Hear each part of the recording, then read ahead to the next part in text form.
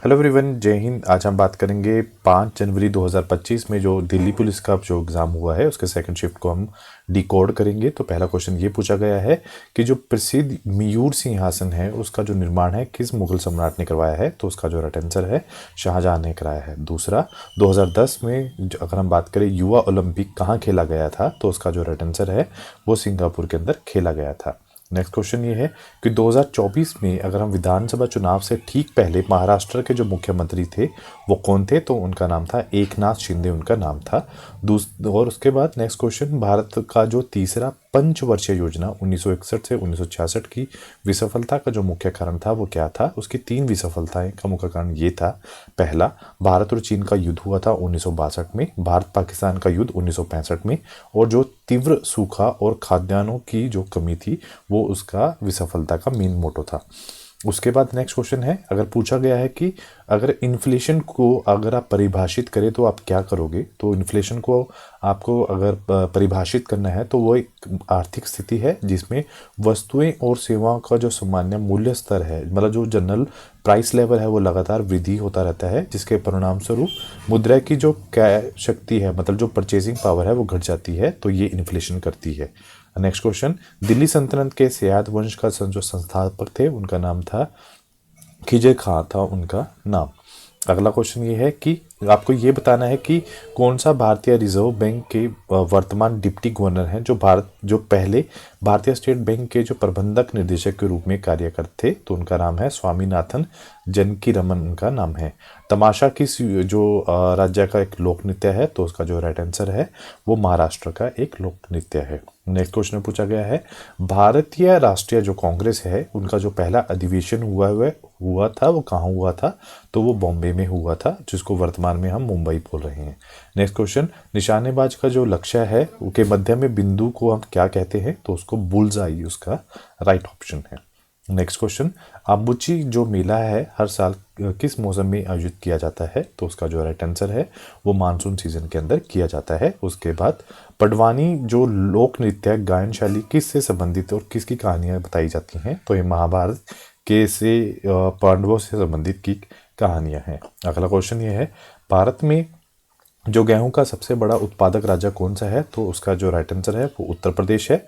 और उसके साथ साथ भारत के संविधान का जो 61 संशोधन अधिनियम 1988 किससे संबंधित है। तो उन्होंने बताया है कि मतदान की आयु को घटाकर उन्होंने 21 वर्ष से 18 वर्ष करना जो है इसे संबंधित है।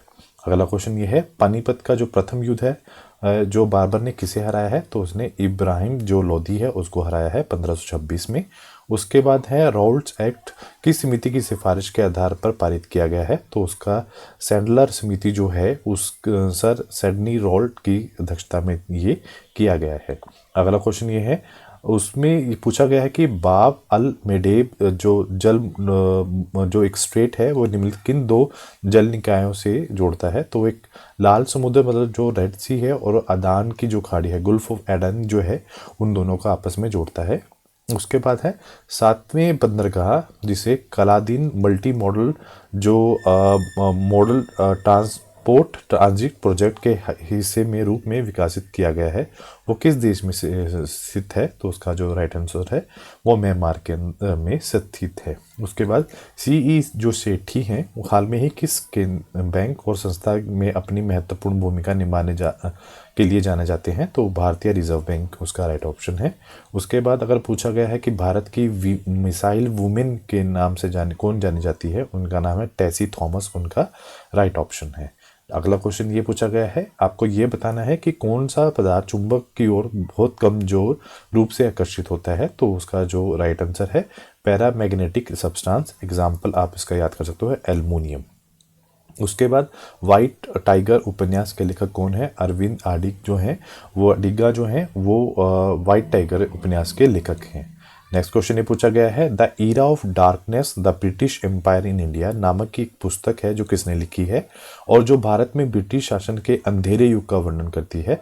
तो वो शशि थारूर उनके लेखक हैं। नेक्स्ट क्वेश्चन है, प्रसिद्ध तमिल महाकाव्य शिल्प कारम जो है उनकी रचना किसने की है। तो उनका जो राइट आंसर है इलांगो एडगिल जो है उन्होंने इसकी रचना की है। उसके बाद नेक्स्ट क्वेश्चन ये है, तीस्ता जो नदी भारत के किन राज्यों से होकर बहती है? तो सिक्किम और पश्चिम बंगाल से होकर बहती है।